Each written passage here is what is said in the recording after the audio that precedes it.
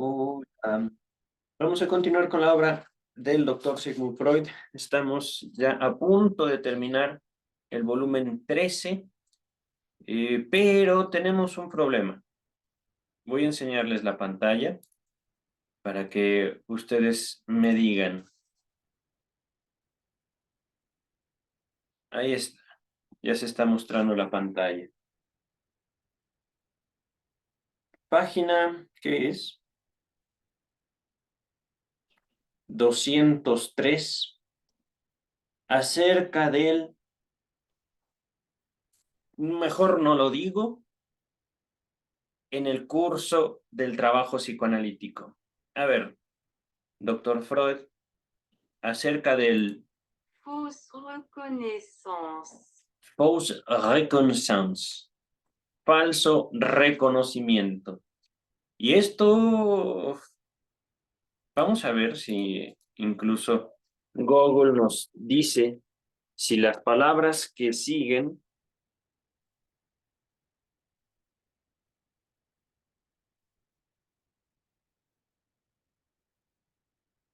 déjà raconté. Ah, raconté, no es reconté. No, raconté.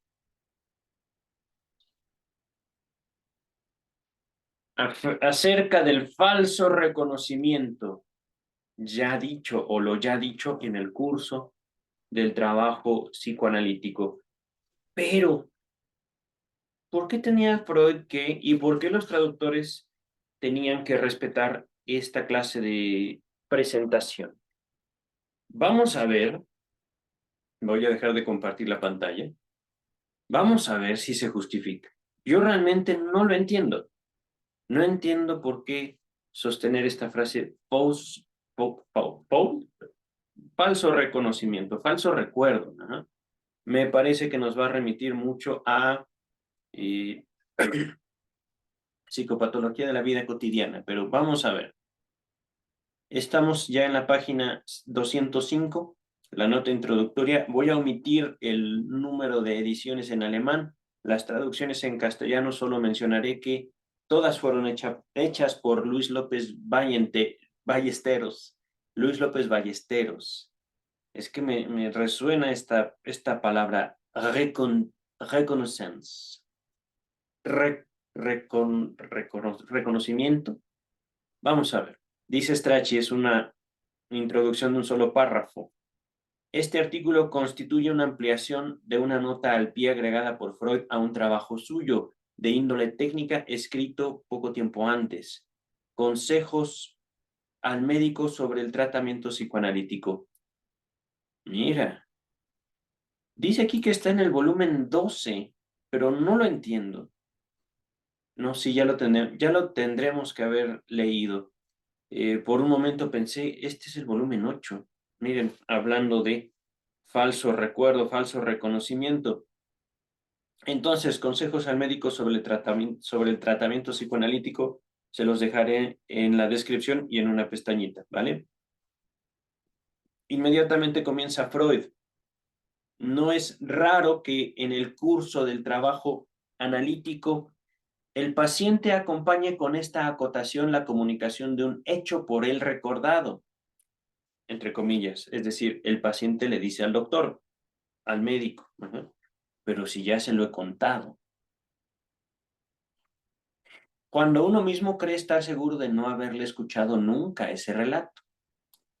A ver, ahí, ¿quién se equivoca? ¿El paciente o el médico? Podemos asumir, ciertamente, que los dos son personas. Ajá. Todavía somos diagnosticados por médicos. Miren, eso va a ser muy curioso hablando de inteligencia artificial, no la película, sino la tecnología.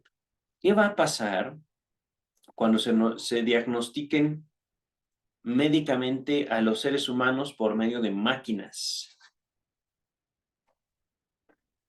Los psiquiatras, los médicos, volverán a hacer uso del término neurosis. Cuando no sepan explicar médicamente qué es lo que pasa, es decir, fisiológicamente, cuando una enfermedad no obedezca un sustrato orgánico, pero bueno, Vamos a continuar.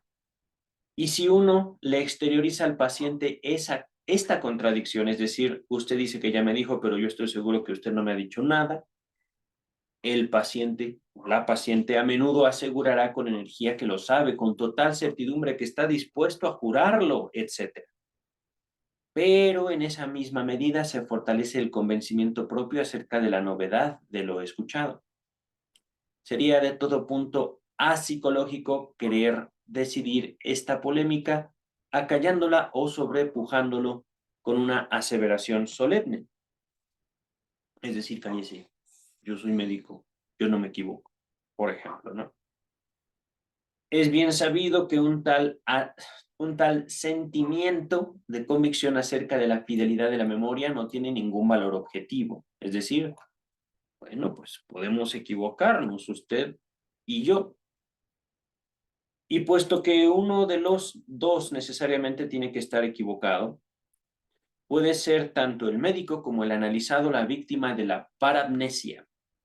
Entre paréntesis, parapnesie. Estoy latinizando una palabra que creo que es francesa, no tengo ni una mentada idea de qué idioma es. Francesa, inglesa. Continúa el texto. Uno se lo concede entonces al paciente, interrumpe la polémica y desplaza su tramitación para una posterior oportunidad. Es decir, sí, me equivoqué yo. Usted tiene razón, ya lo había dicho, simplemente no lo recuerdo. Continúa el texto. En una minoría de casos, uno mismo se acuerda de haber escuchado ya la cuestionada comunicación y simultáneamente descubre el motivo subjetivo, harto rebuscado muchas veces, de su desechamiento temporario. Es decir, sí lo dijo el paciente, pero eso fue cuestión de nada. Ajá. Se nos olvida. Pero la gran mayoría de los casos es el paciente quien se ha equivocado. Y además es posible moverlo a que lo intelija. Es decir, usted se equivoca. ¿Por qué? ¿Por qué se equivoca? Ajá.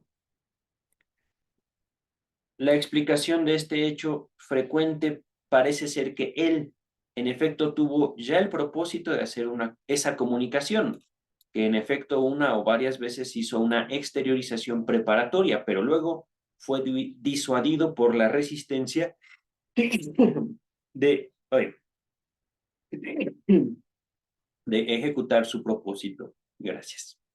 Y entonces confunde el recuerdo de la intelección con el de la ejecución. Es decir, yo quería decir algo, pero hubo una resistencia y no lo dije. Ajá.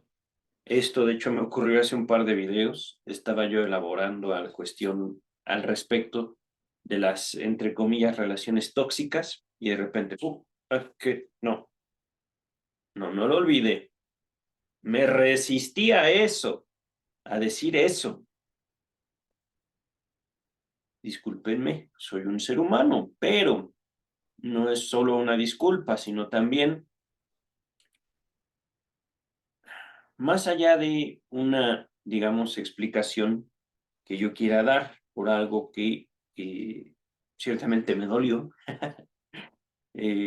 cosa que es frecuente aquí frente a los textos del doctor Freud, es cuestión de no dejar pasar la oportunidad de relacionarse con uno mismo, de reformular, ¿cómo decir?, los planteamientos, las bases, no ideológicas, son más bien prácticas de la vida cotidiana.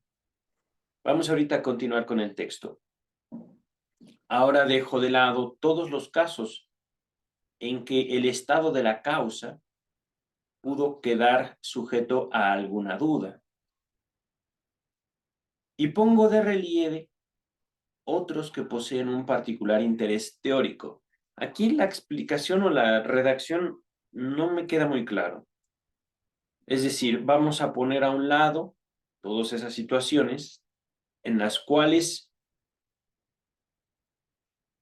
no se supo por qué o el motivo, la naturaleza de la resistencia.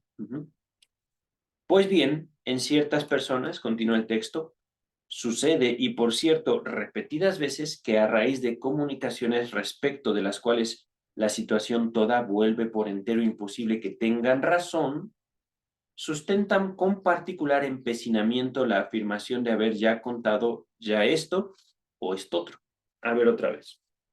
Hay gente particular que se sostiene en su decir, aun cuando ese decir jamás pudo haber sido un, una realidad. Simplemente no existían las condiciones para eso. Ajá. Estamos hablando aquí de un decir. Continúa el texto, lo que pretenden haber referido antes y que ahora reconocen como algo antiguo que también el médico tendría que saber, son además recuerdos de supremo valor para el análisis, corroboraciones que uno esperó durante largo tiempo, soluciones que ponen término a un fragmento del trabajo y a las cuales el médico analizador con seguridad habría anunciado elucidaciones profundas. Esto es comprensible, ¿vale? Eso, y digámoslo así, al menos en la fantasía del analizante circulaba ya como un conocimiento, como algo ya establecido, es fundamental para él, para ella, para el analizante, aun cuando el analista no tenga conocimiento de ello. Por eso es también muy bella la relación analítica. No es una cuestión, ¿cómo decirlo?, de una escuelita, lo que está en el pizarrón está ya en la mente, no. Continúa el texto.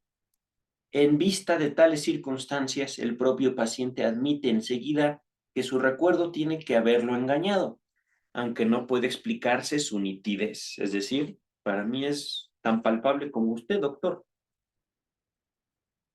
como mi propio cuerpo. Eso es, ese contenido ya es efectivo. Yo pensé que usted sabía, yo pensé que se lo había dicho. Continúa el texto. El fenómeno que el analizado ofrece en estos casos merece ser designado Pause reconnaissance. A ver otra vez, Google. Disculpen mi pésimo francés. Fausse reconnaissance des rats racontes. Fausse reconnaissance. Falso reconocimiento, ¿vale? Ah, miren, aquí el traductor invierte reconocimiento falso. Sube, chiquitín. Ándale, sube. Ándale, ándale. Bien. Y es por entero análogo a los otros casos en que uno tiene de manera espontánea esta sensación. Lo que sigue está entre comillas. Ya una vez estuve en esta situación, es decir, miren, se me escapó.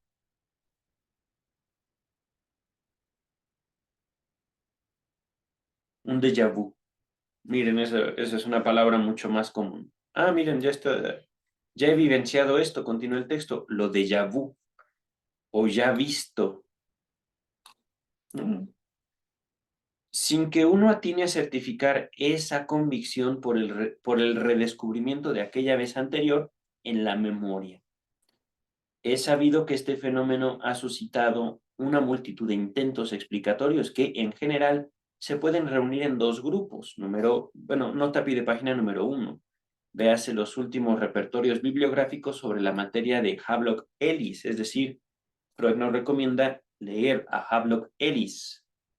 No sé, yo realmente ni en la universidad ni en el seminario de psicoanálisis leímos alguna vez a Havelock Ellis. Ahorita vamos a continuar.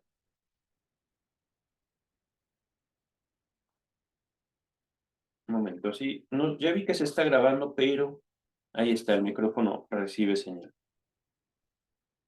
Regresamos al texto. Entonces hay dos explicaciones no propuestas por Freud, sino por otros autores acerca del déjà vu o esta posibilidad de recordar mal, recordar falsamente. En uno de ellos se da crédito a la sensación contenida en el fenómeno y se supone que realmente se ha recordado algo. La cuestión es saber qué. En un grupo muchísimo más numeroso entran aquellas explicaciones para las cuales, en cambio, estamos aquí frente a un espejismo del recuerdo.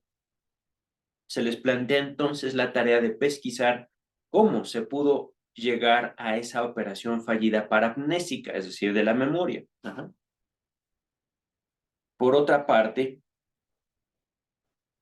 estos intentos abarcan un vasto círculo de motivos, comenzando por la antigua concepción atribuida a Pitágoras de que el fenómeno de lo déjà vu contiene la prueba de una existencia individual anterior, es decir, una vida anterior. Siguiendo por la hipótesis de base anatómica propuesta por Wigan, W-I-G-A-N, en 1860. Nota número 2, pero voy a continuar.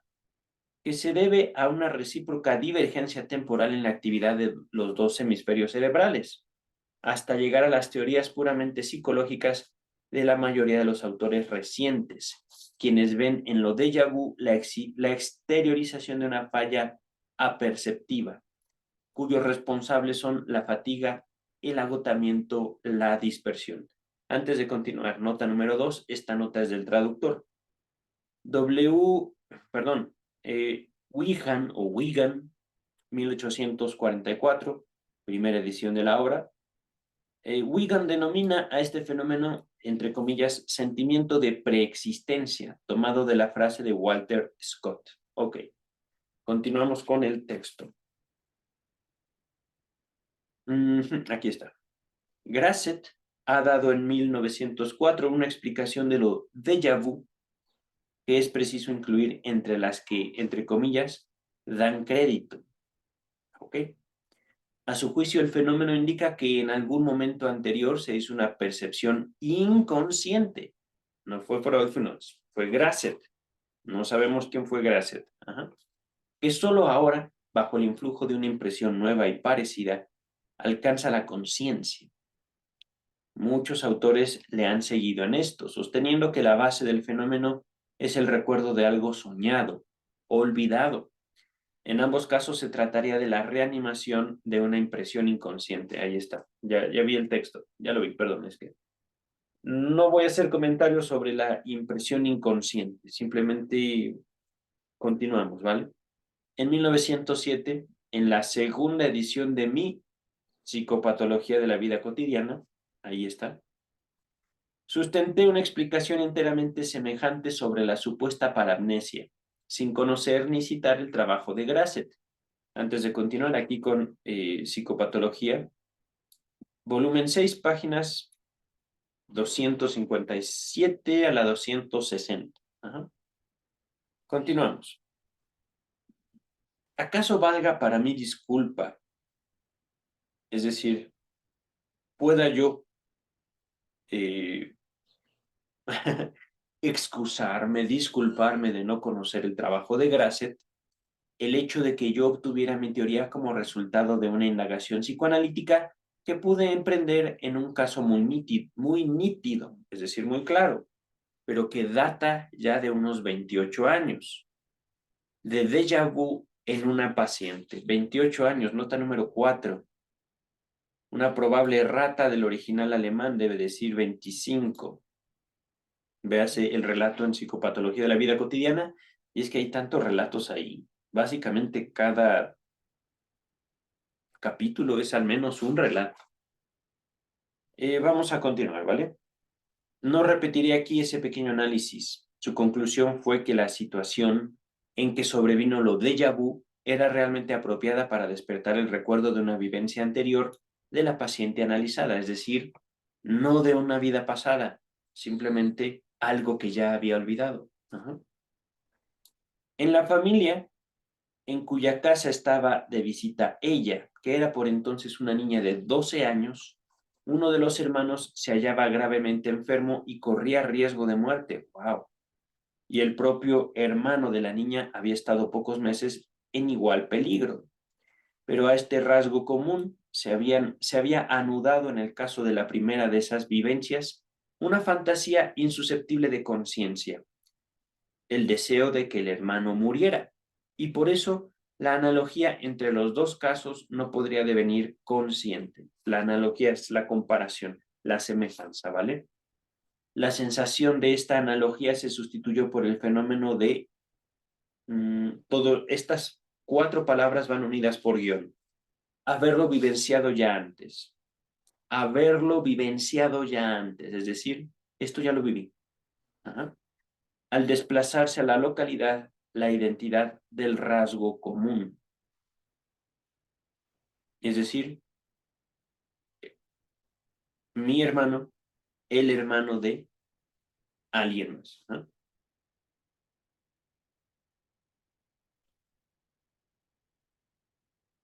Continúa el texto. Como se sabe, la designación déjà vu incluye toda una serie de fenómenos análogos. Un déjà entendu, ya escuchado, un déjà éprouvé, ya vivenciado, ya escuchado, ya vivenciado, un déjà senti, ya sentido. El caso que, entre muchos otros, escojo para informar aquí, contiene un déjà raconté, ya contado. Ajá. Es decir, yo ya lo había dicho, que también se podría derivar de un designio inconsciente no ejecutado. Un paciente refiere, bueno, aquí un paciente nota número 5, voy a interrumpirlo. El hombre de los lobos, cuyo historial clínico se expone en 1918, en el volumen 17. Allí se reproduce completo el segundo de los párrafos que aquí siguen. Ok, estamos ya en la 209, permítanme un segundito. Ya estamos por terminar, de hecho. 3 páginas, vamos casi a la mitad, tal vez un poquito más. Un paciente refiere en el curso de sus asociaciones. Lo que sigue todo es la frase del paciente. Cuando a la edad de 5 años jugaba en el jardín con un cuchillo y me corté el dedo meñique, solo creí que me lo había cortado. Pero si ya se lo he referido a usted, yo le aseguro que no recuerdo nada parecido. Y él asevera, cada vez más convencido, que es imposible que se engañe en eso. Por fin pongo término a la polémica de la manera que he indicado al comienzo, es decir, sí, yo me equivoco. Y le ruego que de todos modos me repita la historia. Luego ya veríamos. Es que fíjense, no es una negación a contarle al doctor, es una negación a relacionarse con ese contenido. Continúa el texto, ¿vale? Lo que sigue está entre comillas. Tenía 5 años, jugaba en el jardín junto a mi niñera y tajaba con mi navaja la corteza de uno de aquellos nogales que también desempeñaban un papel en mi sueño. Nota número 6, pero voy a continuar. De pronto noté con indecible terror que me había seccionado el dedo meñique de la mano, derecha o izquierda. No se sabe. Es decir, el doctor Freud preguntó, ¿cuál? De tal suerte que solo colgaba de la piel. No sentí ningún dolor, pero sí una gran angustia. No me atreví a decir nada al aya, es decir, a la niñera, distante a unos pocos pasos. Me desmoroné sobre el banco inmediato y permanecí ahí sentado, incapaz de arrojar otra mirada al dedo. Al fin me tranquilicé, miré el dedo y entonces vi que estaba completamente intacto. Poco después, lo que sigue ya está sin comillas, es decir, es Freud narrando. Poco después nos pusimos de acuerdo en que no pudo referirme antes esta visión o alucinación.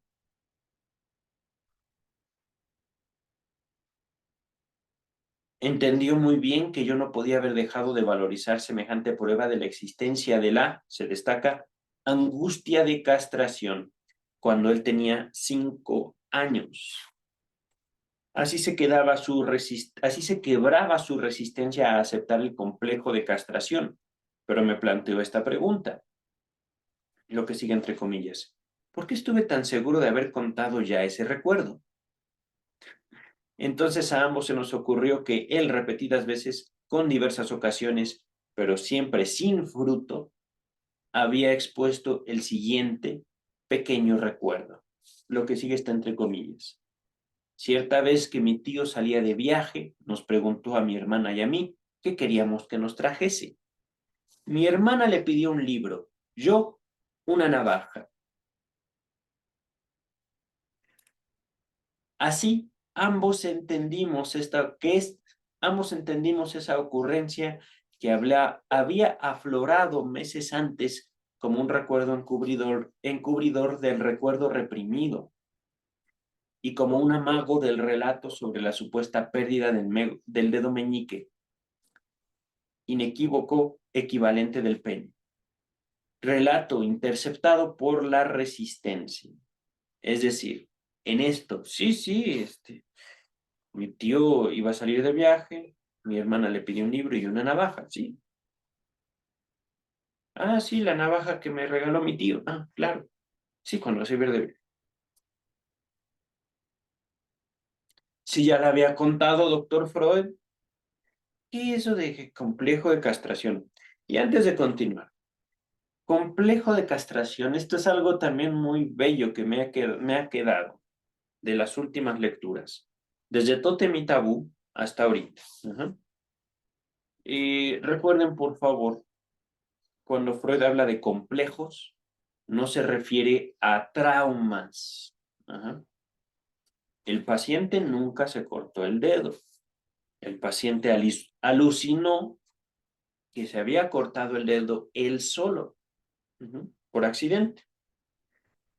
Pero es solo un evento. Cuando se habla de complejo, estamos hablando de una trama, estamos hablando, ¿cómo decirlo? No de algo que tengamos que resolver, no de algo que tengamos que solucionar. Ay, qué tonto soy, nunca me corté el dedo. Ay, qué tonto soy, nunca me van a cortar el pene. Ay, qué tonto soy, esas cosas no pasan. No, no es eso. Sí he estado insistiendo mucho, no desde ahorita, sino desde meses incluso. Al menos, si ya vamos en el volumen 13, al menos en los últimos 8 volúmenes, 9 volúmenes, es que hay una diferencia fundamental entre psicoanálisis y psicoterapia psicoanalítica. La psicoterapia psicoanalítica es un empeño no del psicoanálisis, sino de la psicología de apropiarse de la técnica analítica de los conocimientos analíticos para atender la psicología y la psiquiatría su problema fundamental, la salud mental. El psicoanálisis no puede invadir, digámoslo así, un terreno ya fracasado. Y fracasado no por otra cosa, sino porque la psicología y la psiquiatría corren ya el peligro de ser incorporadas a la religión.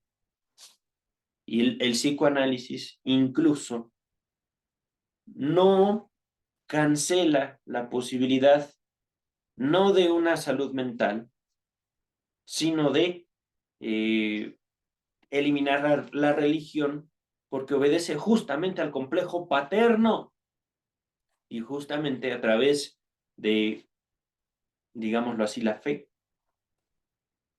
Es un abordaje no clínico, un abordaje cultural de el complejo de castración.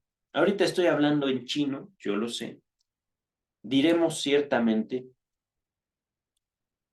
o de forma más clara, que complejo de castración son todas aquellas ideas que existen en un individuo humano alrededor de la pérdida. Complejo de castración, perder. Se habla de un complejo de castración en el hombre, justamente a partir de tener la posibilidad o concebir la posibilidad, creer en la posibilidad de una castración por el castigo a la masturbación, por ejemplo. Ajá. Pero ya, basta de mi perorata, basta de mi aclaración. Ahorita vamos a continuar. Aquí está. Repito esto, ambos entendimos esa ocurrencia que había aflorado meses antes como un recuerdo encubridor del recuerdo reprimido. Esto de, mi dedo, está bien. Y como un amago del relato de la supuesta pérdida del dedo meñique, es decir, sí, la navaja de mi tío. Ahí está. Pero ya le había contado, doctor Freud. Continúa el texto, ¿vale? Relato interceptado por la resistencia, es decir, no quiero decir eso, no quiero decir eso, no lo quiero decir. No le voy a dar el gusto de que tenga razón. Continúa el texto, ¿vale? Y estoy poniendo ahorita en palabras no lo que el paciente dice, sino lo que podemos interpretar. Ajá. Porque también no solo es hablar del dedo meñique, no solo es hablar de uno de nuestros miembros, ni siquiera es hablar del órgano genital masculino. Ah, es que, queridas, queridos, las pérdidas no es cualquier cosa. De hecho, inhibición, síntoma y angustia, no recuerdo exactamente la cita, es de Sigmund Freud, un texto ya más avanzado. Podemos asumir que el modelo de la angustia en general es la experiencia del nacimiento. Es decir, y esto también lo elaboro en mi propio libro, lo primero y universal que la humanidad pierde es la condición de la vida intrauterina. Aquí, por supuesto, voy a interrumpir mi comentario para señalar que es la vida intrauterina el modelo de la salud mental. Ahí no necesitábamos nada, pero ahí propiamente no estábamos vivos. En mi libro hago una frase: teníamos ojos que no nos sirven, boca con la cual no hablábamos y, por supuesto, tampoco comíamos. Un cuerpo ahí no sirve, y por eso, justamente, a partir de esa experiencia que sobrevino y nos arranca de una experiencia de completud, para introducirnos en un mundo en el cual tenemos que comer, en el cual tenemos que respirar, y del cual ciertamente no pedimos estar, es la razón, digamos, por la cual, hablando de complejo de castración, complejo de, ¿cómo dijo? Angustia de castración. Complejo de castración, todo lo que va al respecto de la castración, la pérdida, el arrancamiento, el arrebatamiento y el cambio de la noche a la mañana. Continúa el texto. El cuchillo que su tío por lo demás le trajo era, según su recuerdo seguro, el mismo que aparecía en aquella comunicación por largo tiempo sofocada. El cuchillo de su tío, mira. Continúa el texto. Creo superfluo agregar, permítanme.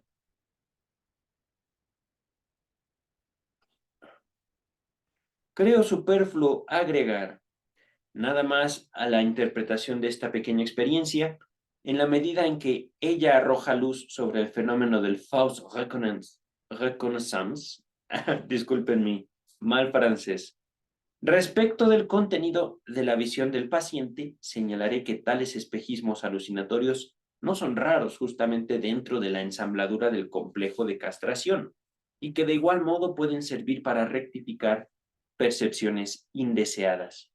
Me salté la nota a pie de página número 6 al respecto de esta frase. Desempeñan un papel en mi sueño.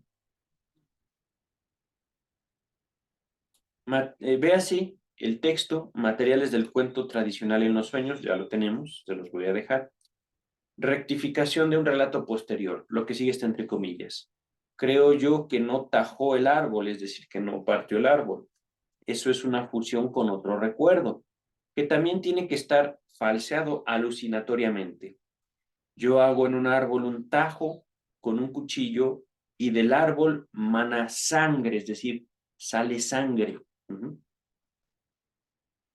En fin, permítame. Ok, voy a repetir esto. Respecto del contenido de la visión del paciente, esta de mi dedito, señalaré que tales espejismos alucinatorios no son raros justamente dentro de la ensambladura del complejo de castración y que de igual modo pueden servir para rectificar percepciones indeseadas. En 1911, una persona de formación académica de una ciudad universitaria alemana, persona a quien yo no conozco y de la cual ignoro también su edad, me hizo la siguiente comunicación acerca de su infancia, autorizándome a disponer libremente de ella. A raíz de la lectura, lo que sigue está entre comillas, es la experiencia de este universitario. Ajá. Universitario o universitaria, simplemente dice persona, es decir, no nos dice el género, el sexo, si es hombre o mujer, ¿vale? A raíz de la lectura de su estudio sobre Leonardo da Vinci, también ya lo hicimos, se los voy a dejar, lo que usted expone en las páginas 29 y 31 me movió a una contradicción interna. Su señalamiento de que el niño varón está gobernado por el interés hacia su propio genital despertó en mí un señalamiento contrario de esta clase. Lo que sigue está entre comillas. Si esa es una ley universal, al menos yo soy una excepción. Oh, curioso. Y hete aquí que leí las líneas de la página, las líneas siguientes, páginas 31 hasta 32 arriba, ok, con el mayor asombro. Aquel asombro que se apodera de uno cuando toma conocimiento de un hecho enteramente novedoso. En medio de mi asombro me acudió un recuerdo que me enseñó, para mi propia sorpresa, que no me era lícito considerar tan nuevo aquel hecho. En la época en que yo me encontraba inmerso en la, entre comillas, investigación sexual infantil, cierra comillas, por un feliz azar tuve oportunidad de contemplar el genital de una compañerita de mi misma edad y, lo que sigue, le noté con toda claridad un pene de igual clase que el mío propio, es decir, él, siendo un niño, ve a una niña y la ve con pene. Continúa el texto. Pero poco después la visión de estatuas y desnudos femeninos me sumió en una nueva confusión. Y para salir de esta discrepancia científica, entre comillas, es decir, de descubrimiento infantil, lucubré el siguiente experimento. Hice desaparecer mi genital entre los muslos, apretando estos, y comprobé con satisfacción de que de ese modo quedaba eliminada toda diferencia con el desnudo femenino, es decir, visión. Seguramente no es que no tengan, es que no se los veo, ¿no? Continúa el texto. Evidentemente pensé entre mí. También en el caso del desnudo femenino, los genitales se habían hecho desaparecer de igual manera. Continúa la anécdota, ¿vale? Pero en este punto me acude otro recuerdo que desde siempre ha sido para mí de la mayor importancia, pues es uno, se destaca esa palabra, de los tres que consta mi recuerdo global sobre mi madre tempranamente fallecida. Mi madre estaba ante el lavabo y limpia los vasos y jofainas, no sé qué es eso, pero continuamos. Mientras yo juego en la misma habitación y hago alguna travesura. Como castigo me dan de palmadas en la mano. Entonces, para mi grandísimo horror, veo que mi dedo meñique se cae. Y cae precisamente en la tinaja. No, perdón. Como sé que mi madre está enojada, no me atrevo a decirle nada. Y más horrorizado todavía veo cómo poco después la muchacha del servicio se lleva la tinaja. Durante mucho tiempo estuve convencido de haber perdido un dedo. Probablemente hasta la época en que aprendí a contar. ¡Ah! Es decir, para él, su dedo se le había caído por el golpe. ¡Pup! Se le desprendió como si fuera un muñequito. Continúa el texto. A menudo he intentado interpretar este recuerdo que, como ya consigné, siempre tuvo para mí la mayor importancia por su relación con mi madre. Ninguna de estas interpretaciones me dejó satisfecho. Hasta ahora, tras leer su obra, vislumbro una simple solución satisfactoria del enigma. Y este texto culmina con lo que sigue. Ahí finaliza ya la anécdota del universitario, ya sabemos que era hombre, pero, dice el doctor Freud, otra variedad de fausse reconnaissance no raramente sobreviene para satisfacción del terapeuta en la conclusión de un tratamiento. Después que se consiguió, para todas las resistencias, abrir paso al suceso reprimido de naturaleza objetiva o psíquica, obteniendo su admisión, por así decir, rehabilitándolo, el paciente dice: ahora tengo la sensación de que siempre lo supe. Con ello queda resuelta la tarea analítica. Nota número 7. Se hace breve mención a un caso especial de déjà vu en los sueños, con una explicación diferente en la interpretación de los sueños. También lo tenemos este texto. Los fenómenos afines a la, entre comillas, enajenación y la, entre comillas, despersonalización fueron examinados por Freud en el texto Carta a Romain Rolland, una perturbación del recuerdo de Acrópolis. Véase volumen 22, páginas 218 y 19. Ese todavía no lo tenemos, pero ya llegaremos a él. Véase también las consideraciones contenidas en su trabajo, Construcciones en el psicoanálisis, en el volumen 23. Con esto finalizamos, creo que es el penúltimo texto del volumen 13. Nos sigue el Moisés de Miguel Ángel, un texto que trae muchas imágenes, que se las colocaré. Ah, no, pues comparto la pantalla, así de sencillo. Por el momento, cuídense. Voy a ver la final del Mundial y luego seguiré grabando. Voy a grabar al menos la primera parte del Moisés de Miguel Ángel. Bye.